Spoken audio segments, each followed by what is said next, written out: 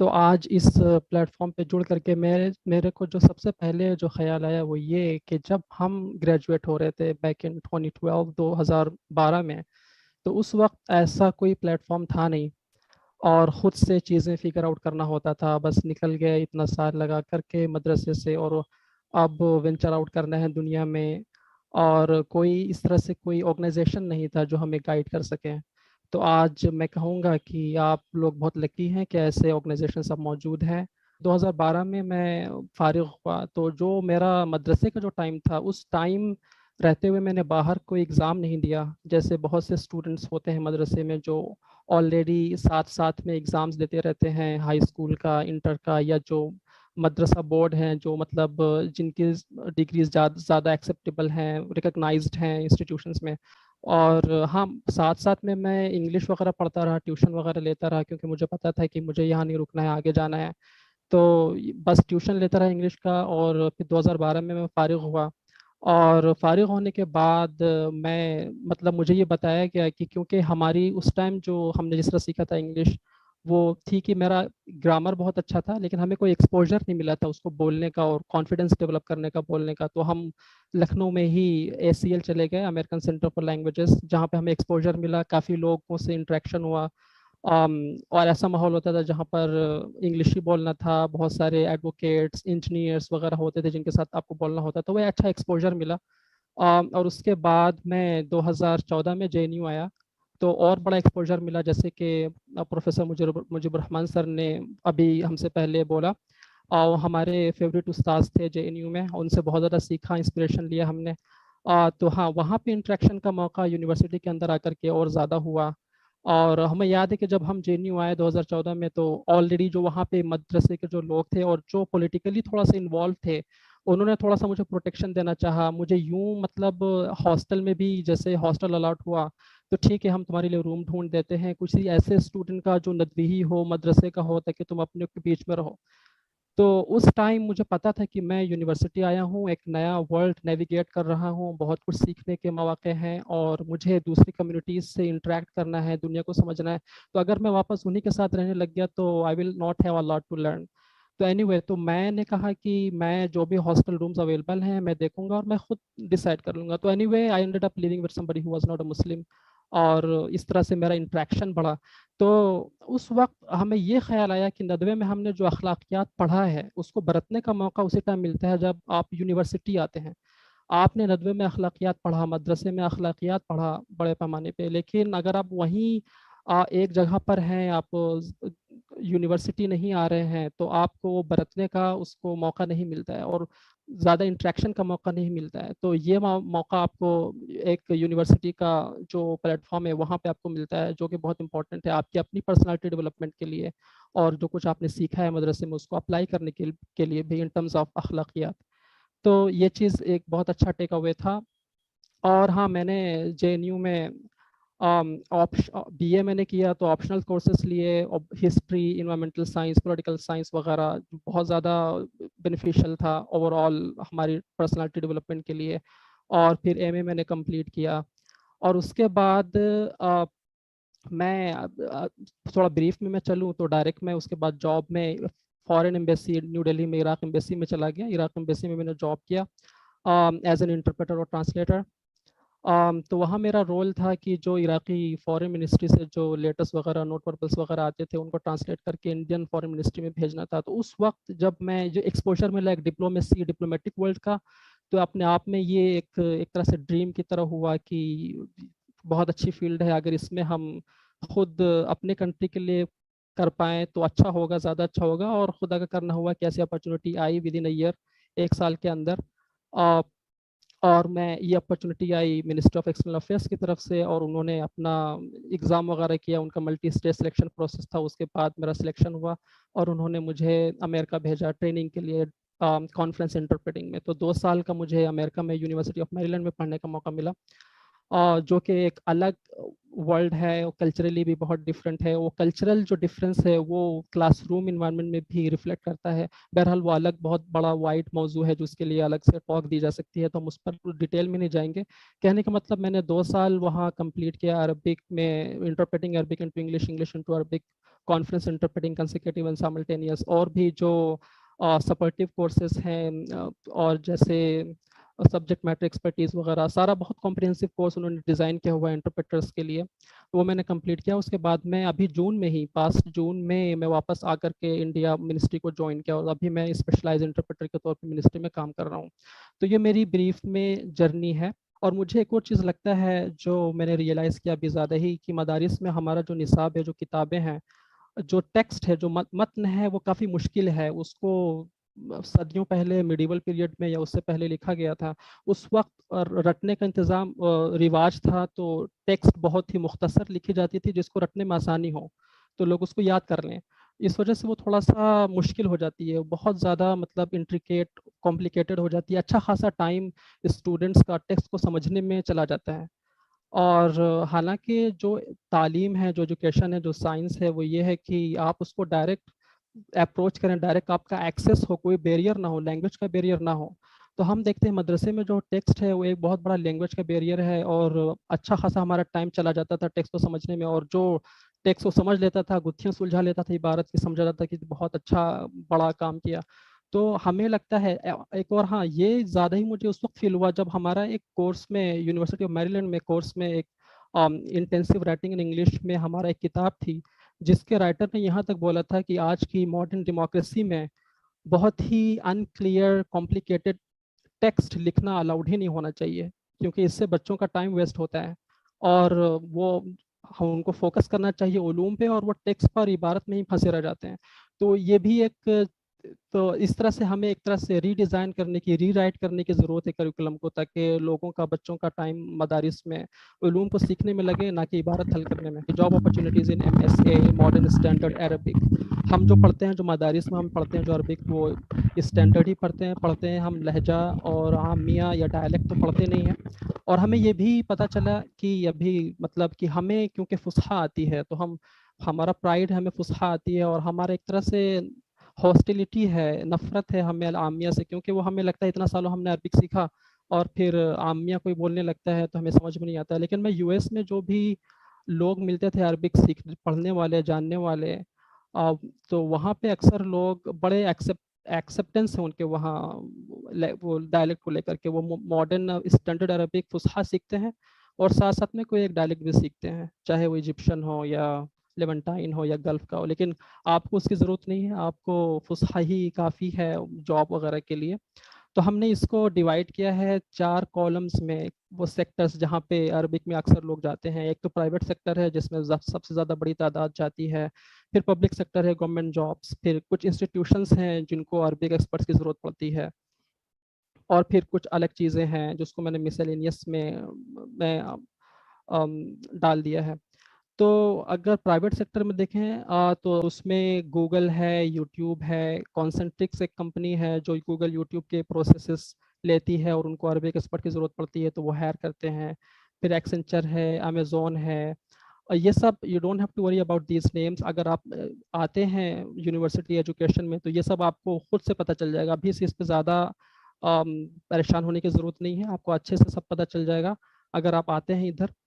और फिर gaming industry में काफ़ी अरबिक एक्सपर्ट्स की ज़रूरत पड़ती है। गेमिंग इंडस्ट्री इनफैक्ट वो इंडस्ट्री है जहाँ पे हर टेक्स्ट जॉनर की, हर तरह के टेक्स्ट की ज़रूरत पड़ती है, क्योंकि एक तो टेक्निकल टेक्स्ट होती है जिसको मशीन ट्रांसलेट भी कर लिया जाता है बहुत दफ़ा, और उसके बाद मशीन ट्रांसलेशन के बाद जो आउटपुट होता है, जो नतीजा निकलता है मशीन से प्रोसेस करने के बाद, उसको पोस्ट एडिट करके का काम चला लिया जाता है। तो जो टेक्निकल टेस्ट है वो मशीन ट्रांसलेट हो जाती है, और जो मतलब थोड़ा सा क्रिएटिव लिटरेरी टेक्स्ट है गेमिंग के अंदर ही, क्योंकि वो बहुत बहुत चीज़ इंट्रोड्यूस करते हैं, वो गेमर्स का जो एक्साइटमेंट, इंथ्यूजियाज्म मतलब क्रिएट करने के लिए वो बहुत लिटरेरी वे में, क्रिएटिव वे में भी लिखते हैं, तो उसका ट्रांसलेशन नहीं बल्कि ट्रांसक्रिएशन होता है। मतलब कि लफ्ज़ी तर्जुमा नहीं होता है, बल्कि उसको दूसरी लैंग्वेज में जो शख्स लिखता है वो उसको खुद एक तरह से सोर्स लैंग्वेज से उसको जब नकल करता है तो क्रिएटिवली अपने अल्फाज में नकल करता है, तो उस पर उसको कॉपीराइट भी मिलता है उसको उस प्रोडक्शन पे। तो गेमिंग इंडस्ट्री में काफ़ी जॉब्स हैं। फिर यह है कि हर कोई भी ऐसी कंपनी हो जिनको रिसर्च करना होता है, प्राइमरी और सेकेंडरी रिसर्च अरबिक में, تو ان کو عربک ایکسپرٹ کی ضرورت پڑتی ہے، یا ایسی کمپنی ہے جو جن کا ڈائریکٹ کمیونیکیشن ہوتا ہے عربک اسپیکر سے، نیٹو عربک اسپیکر سے مڈل ایسٹ اور نارتھ افریقہ میں، ویسٹ ایشیا اور نارتھ افریقہ میں، تو وہ بھی ہائر کرتی ہیں عربک ایکسپرٹس کو. اور پھر ایل ایس پیز ہیں لاسٹ میں میں نے جو دیا ہے، یعنی لینگویج سروس پرووائڈرس. تو یہ بڑی کمپنیاں ہوتی ہیں جو جن کے کلائنٹس دوسری کمپنیاں ہوتی ہیں جن کو لینگویج کی ضرورت پڑتی ہے، لینگویج سروسز کی. تو وہ کمپنی ڈائریکٹ ان کمپنیوں کو اپروچ کرتی ہیں اپنے کام کے لیے. تو پھر یہ جو ایل ایس پیز ہوتی ہیں، لینگویج سروس پرووائڈرس، وہ لینگویج ایکسپرٹس کو ہائر کرتی ہیں اور سروس پرووائڈ کرتی ہیں اپنے کلائنٹس کو. تو یہ پرائیویٹ سیکٹر میں سب سے زیادہ ہے. مجھے تو نہیں لگتا آپ کو ابھی اس پہ زیادہ فوکس کرنے کی ضرورت ہے. آپ کو all you have to do now is just آپ آگے دیکھیں، آگے آپ کو کیا کرنا ہے. یونیورسٹی آنا ہے، یونیورسٹی آئیں، اور یہاں سے آپ کا جو انٹریکشن ہوگا لوگوں سے، وہ سب میں آپ یہ سب سمجھ جائیں گے. پھر پبلک سیکٹر میں کیبنٹ سیکریٹریٹ ہے، جہاں پہ کافی کچھ لوگ ہیں جو کام کے زیادہ نہیں ہے. پبلک سیکٹر میں کافی کم اپرچونیٹیز ہیں، مطلب ان ٹرمز آف اسٹرینتھ لوگ کم ہوں گے وہاں پہ. منسٹر آف ایکسٹرنل افیئرس ہے جیسے وزارت خارجہ جہاں پہ میں ہوں. سیکرٹ سروسز جیسے آئی بی اور را وغیرہ ہو گیا. اور پھر نیشنل آرکائیوز ہے جس میں ضرورت پڑتی ہے عربک ایکسپرٹس کی، پرشین والوں کی بھی. اور اس میں ہسٹری کا کافی رول ہوتا ہے. اگر آپ عربک اور پرشین کے ساتھ اگر آپ ہسٹری پڑھتے ہیں، ہسٹری کے ایکسپرٹس ہیں، تو آپ کو اس میں اپارچونیٹیز بڑھ جاتی ہیں. پھر ہیں کچھ انسٹیٹیوشنس جن کو لینگویج ایکسپرٹس کی ضرورت پڑتی ہے. تھنک ٹینکس ہیں. تھنک ٹینکس مطلب کچھ آرگنائزیشنس جو ریسرچ وغیرہ کرتے ہیں کسی خاص ٹاپک پہ. تو اگر وہ مڈل ایسٹ اور نارتھ افریقہ پہ ریسرچ کر رہے ہیں یا انوالوڈ ہیں ان کے ساتھ کسی بھی طریقے سے، تو وہ لوگ ان کو کبھی کبھی ضرورت پڑتی ہے عربک ایکسپرٹس کی. جیسے ولسن سینٹر نام سے ایک تھنک ٹینک ہے امریکہ میں، ولسن سینٹر. تو انہوں نے، میں نے دیکھا کہ وہ کافی انٹرنشپس وغیرہ اور جاب وغیرہ آفر کرتے تھے عربک جاننے والوں کو. اور پھر ہے کچھ انٹرنیشنل آرگنائزیشنس اور ریجنل آرگنائزیشنس. تو کچھ تو انڈیا میں جیسے ڈائریکٹ کسی انٹرنیشنل آرگنائزیشن کا ہیڈ کوارٹر نہیں ہے، کچھ بہت کم ہے لیکن کم ہے. لیکن میں نیچے آؤں گا بعد میں بتاؤں گا کہ کون سی انڈیا میں بھی ہے. لیکن کچھ جیسے انٹرنیشنل آرگنائزیشنس کے آفیسز ہیں دہلی میں، جیسے عرب لیگ کا آفس ہو گیا، اور دوسرے آرگنائزیشنس کا آلکو اور آرڈو. ایک دو ہیڈ کوارٹر بھی انڈیا میں ہیں، جیسے آلکو ہے Asian African legal consultative organization جن کو ضرورت پڑتی ہے عربی کی کبھی کبھی. اور آرڈو ہے، وہ ہے African Asian rural development organization. تو یہ دونوں جو ہیڈ کوارٹر دہلی میں ہیڈ کوارٹر ہیں، انڈیا اس کا ممبر ہے اور یہاں پہ دہلی میں ان کا ہیڈ کوارٹر بھی ہے. تو میں نے کچھ ساتھیوں کو دیکھا ہے جو یہاں پر جاب کرتے ہیں ایز این عربک ایکسپرٹ. اور انسٹیٹیوشن کی جہاں تک بات آتی ہے، تو اگر آپ کبھی جیسے نیوز ہی پڑھیں تو اس میں پتہ چلے کہ کوئی انسٹیٹیوشن ہے، جیسے ضروری نہیں ہے کہ آپ ہمیشہ اناؤنسمنٹ ہی دیکھیں جاب کے لیے، بلکہ آپ خود سے نیوز وغیرہ پڑھتے ہوئے فگر آؤٹ کر سکتے ہیں کہ عربک کی ضرورت کہاں کہاں پڑ سکتی ہے.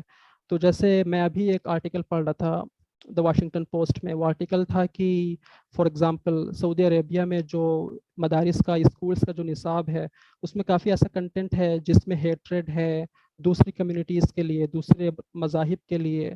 تو کچھ ہیں ایسے انسٹیٹیوٹ جو مانیٹر کرتے رہتے ہیں کہ کہاں پہ کیا پڑھایا جا رہا ہے. کچھ ایسا تو نہیں پڑھایا جا رہا جس سے بچوں کے اندر کافی ہیٹریڈ پیدا ہو جائے اور ایکسٹریمزم پیدا ہو جائے. تو ان کو بھی عربک ایکسپرٹ کی ضرورت پڑے گی مانیٹر کرنے کے لیے. تو اس طرح کے انسٹیٹیوشنس بھی ہیں جن کو عربک ایکسپرٹ کی ضرورت پڑ سکتی ہے. تو میں نے کہا کہ اگر آپ خود مطلب اخبارات پڑھیں تو اس میں سمجھ میں آ سکتا ہے کہاں کس کو عربی کی ضرورت پڑ سکتی ہے. پھر ہے مسلینیس میں، متفرقات میں. اس میں جیسے ٹیچنگ ہے، مینٹرنگ ہے. جو عربک سیکھنے والے ہیں ان کو آپ کو پڑھانا، چاہے وہ کسی بھی لیول پہ ہو. کبھی کبھی انڈیویجول لیول پہ بھی لوگ عربک پڑھاتے ہیں اپنے اسٹوڈنٹس کو. میڈیکل ٹورزم ہے. اور پھر انٹرنیشنل ٹریڈ ہے. جیسے فارنرز اور مڈل ایسٹ اور نارتھ افریقہ والے جو انڈیا سے اپنا امپورٹ کرتے ہیں سامان وغیرہ، خاص طور سے فوڈ اینڈ بیوریج انڈسٹری میں، تو ان کو بھی کبھی ضرورت پڑتی ہے کسی ایک میڈیٹر کی یا پھر کسی عربک ایکسپرٹ کی جو یہ فیسیلیٹیٹ کر سکے ان کا بزنس.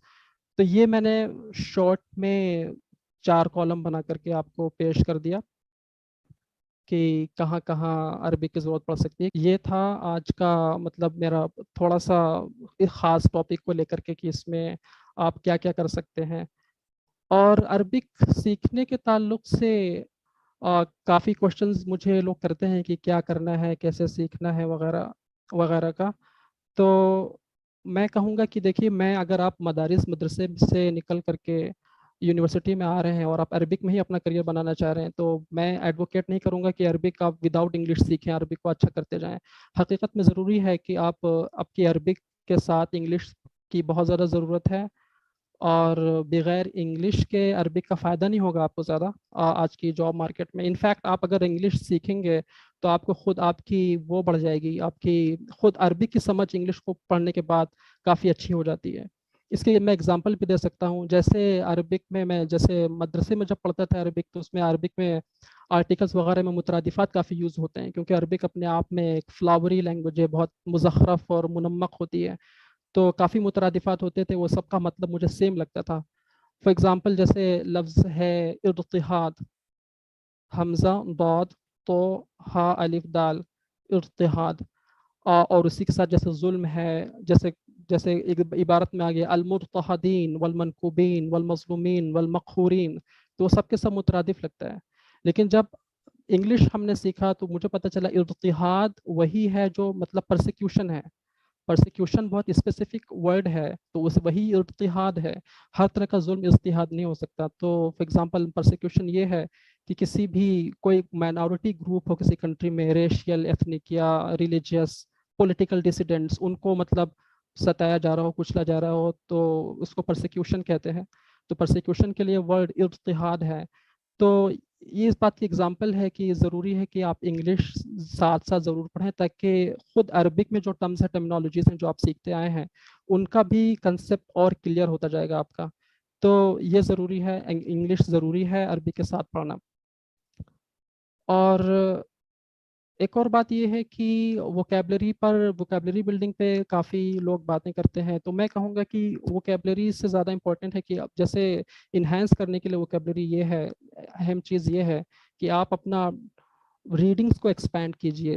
زیادہ زیادہ ریڈنگس ہوں تو ووکیبلری زیادہ اچھی ہوگی. کہا جاتا ہے, ایکسپرٹس کا یہ کہنا ہے کہ کوئی بھی نیا ورڈ جو آتا ہے اس کا جب 8 مرتبہ انٹریکشنس ہوتے ہیں تو آپ کی میموری میں وہ نقش ہو جاتا ہے.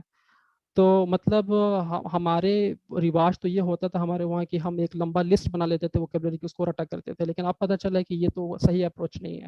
صحیح اپروچ یہ ہے کہ آپ دونوں لینگویجز میں, آپ کی جو ورکنگ لینگویجز ہیں عربک اور انگلش, اس میں زیادہ سے زیادہ پڑھتے رہیں. تو اس طرح سے آپ کا صحیح الفاظ کا جو صحیح کنسپٹ ہے وہ سمجھ میں آئے گا. ادروائز کیا ہوتا ہے کہ ضروری نہیں ہے کہ ہر ورڈ کا ایگزیکٹ ایکویلنٹ دوسری لینگویج میں موجود ہو. تو کبھی کبھی یہ ہوتا ہے اسٹوڈنٹس خالی ٹرانسلیشن اور ٹرانسلیشن کی کتابیں پڑھتے رہتے ہیں. تو ٹرانسلیشن کی کتابیں پڑھنے میں یہ ہوتا ہے کہ ہر ورڈ کا ایک ایکویلنٹ آپ کو رٹا دیا جاتا ہے. تو ضروری نہیں ہے کہ وہ ایکویلنٹ ہر کنٹیکسٹ میں صحیح ثابت ہو.